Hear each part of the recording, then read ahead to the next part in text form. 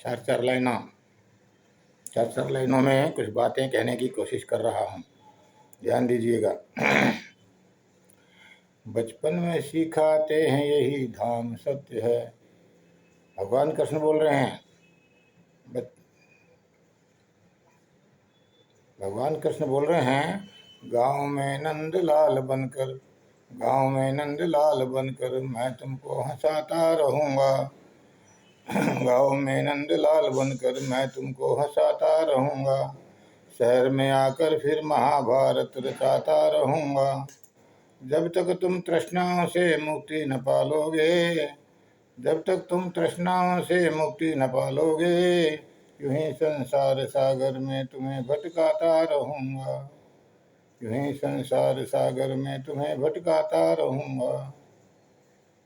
इसलिए आगे हमने कहा है, देखा है हर चाह बनी आखिर में दुख का कारण। देखा है हर चाह बनी आखिर में दुख का कारण। फिर भी चाहे मोक्ष अधर, चाहना आखिर ना छोड़ा।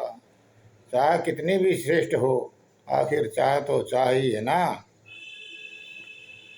दूसरी चार लाइनें, मानव जीवन अब लगता कितना अच्छा है। मानव जीवन अब लगता कितना अच्छा है। पर अच्छा है जब इस जीवन में परोपकार कर पाएं तो। पर अच्छा है जब इस जीवन में परोपकार कर पाएं तो।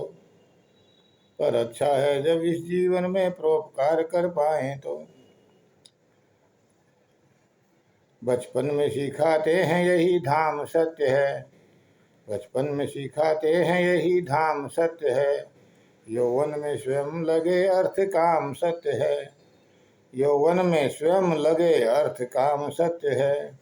जब राम चले जाते हैं तन की अयोध्या से, जब राम चले जाते हैं तन की अयोध्या से, तब लोग बताते हैं राम नाम सत्य है। चाह गई चिंता गई मनवा बेपरवाह, जिसको कछु न चाहिए वो ही शहंशाह। धर्म पाप पुण्य तेरे लिए नहीं है वत्स। धर्म पाप पुण्य तेरे लिए नहीं है वत्स। तू ना करता है ना भोगता है, तू तो सदा सर्वदा मस्त। क्या खाना पीना खेलना जीवन इसी का नाम है।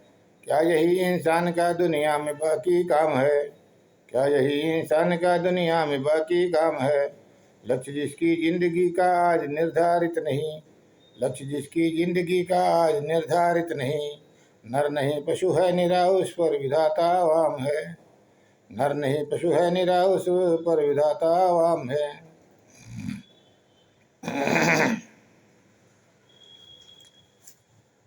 भगवान कृष्ण आगे बोलते हैं, न माम कर्माणि लिप्यन्ते न मे कर्म फले सप्रहा। न माम कर्माणि लिप्यन्ते न मे कर्म फले सप्रहा। इति माम यो अभिजानाति स कर्मभिर्न स बध्यते।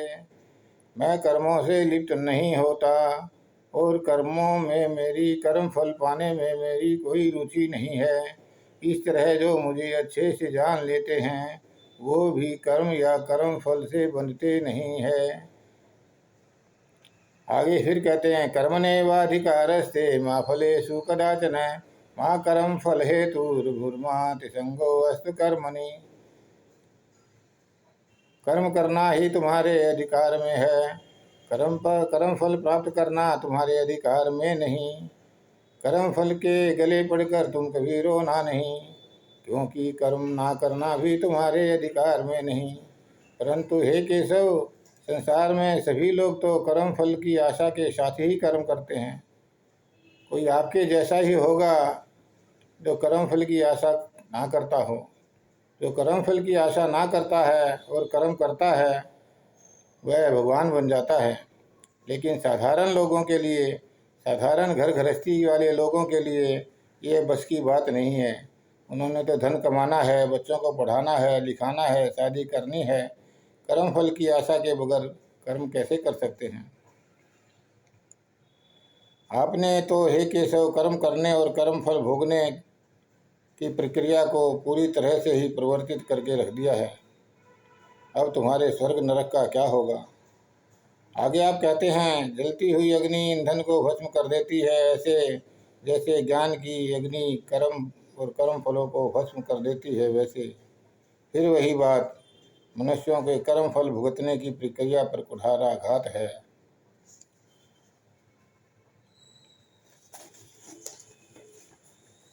आप आगे कहते हैं,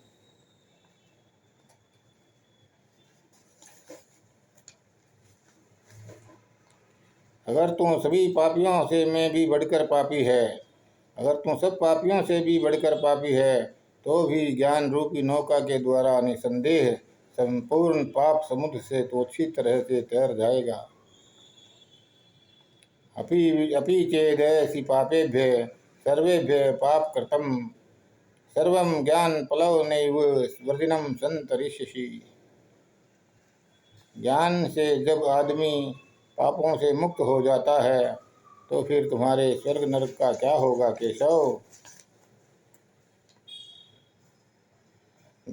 धन्यवाद धन्यवाद।